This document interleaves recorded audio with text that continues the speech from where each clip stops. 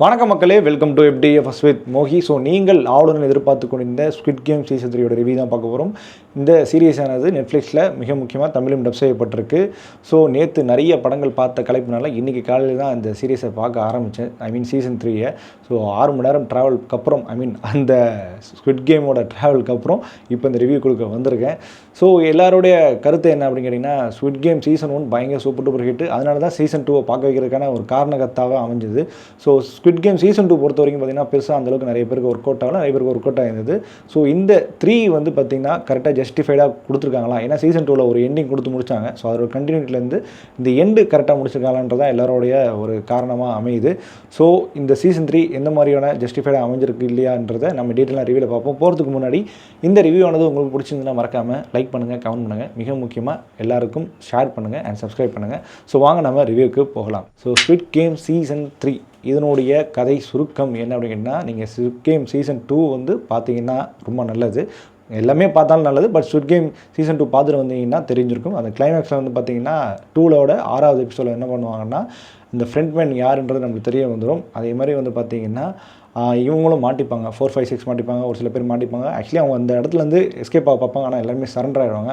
So அதுக்கப்புறம் game நடந்துச்சா இல்லையா நோக்கி தான் கதை நகரப்படுது. அதுக்கப்புறம் யார் இதில் வின் பண்ணாங்க, யாரெல்லாம் வெளியே வந்தாங்க, யாரெல்லாம் அவுட் ஆனாங்கன்றத கதையை ஃபுல்லாகவே இதில் நிரம்பி வழியுது.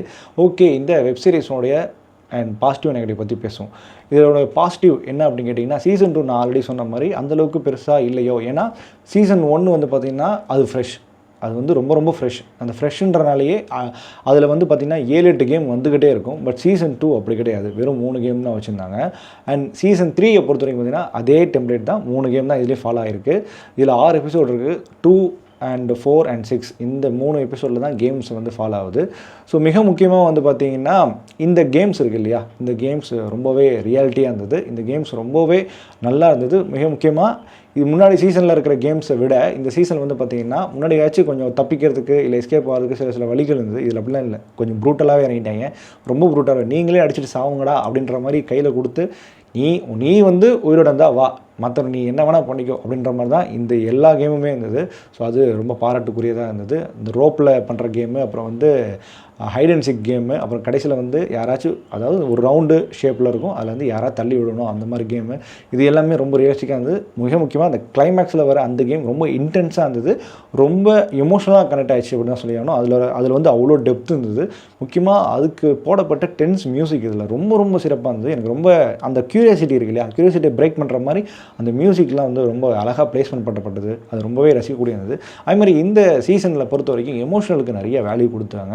அதாவது ஒவ்வொரு மனிதர்கள், இது வந்து பார்த்திங்கன்னா இந்த கேம் இஸ் ஈக்குவல் டு நம்ம நாட்டில் நடக்கிற அரசியலை பற்றியும் ஈக்குவலைஸ் பண்ணலாம், நம்ம நாட்டு மக்களை பற்றியும் ஈக்குவலைஸ் பண்ணலாம். ஒவ்வொருத்தருக்கும் ஒவ்வொரு கிரே ஷேட் இருக்கும். அந்த கிரே ஷேட்லேருந்து எப்படி வெளியே வரலாம் அப்படின்றத இந்த சீரியஸ் பார்க்கும்போது உங்களுக்கு தெரியும். அதுமாதிரி கிரே ஷேட் எப்படி இருக்குன்றதையும் நீங்கள் இந்த சீரியஸ் பார்த்து தெரிஞ்சுக்கலாம். அதாவது ஒவ்வொருத்தவங்களையும் ஒரு கெட்டவன் இருக்கான் இல்லையா, அதாவது நீங்கள் அரசியல்வாதிகள் இல்லை அரசியல் கட்சிகளையும் இதையும் மையப்படுத்தி கூட வச்சுப்போமே.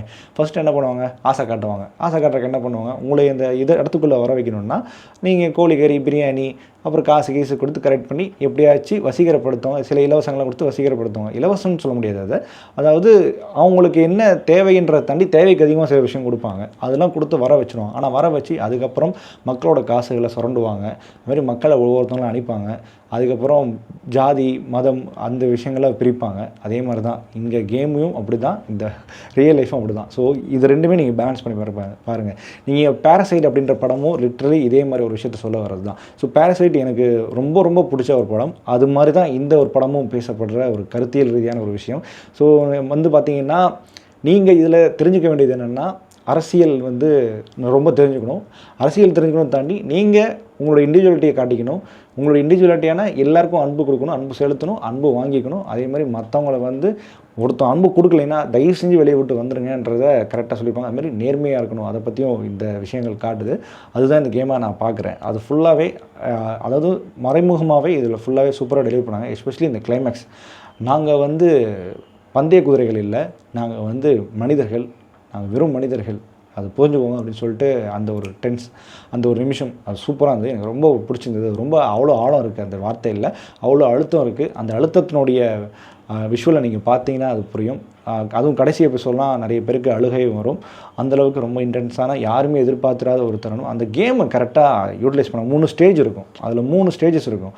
ஒரு ஸ்டேஜ், அதாவது கடைசி ஸ்டேஜில் கண்டிப்பாக ஒருத்தன் இருக்கணும், இன்னொருத்தன் இருக்கணும். அதுக்கு கொண்டு வந்தது படுற ஸ்க்ரீன் ப்ளே இருக்கு இல்லையா, அது சூப்பராகவே எனக்கு ரொம்ப இம்ப்ரெஸ் ஆகிடுச்சு அந்த எபிசோட். அதுவும் 4, 5, 6 வந்து பண்ணுற விஷயங்கள். 4, 5, 6லாம் வந்து பார்த்திங்கன்னா அவ்வளோ ஃபஸ்ட்டு பேராசைப்படுவான், ஆனால் அதுக்கப்புறம் அதுக்கு ஆப்போசிட்டாக பேரன்பாக இருப்பான்.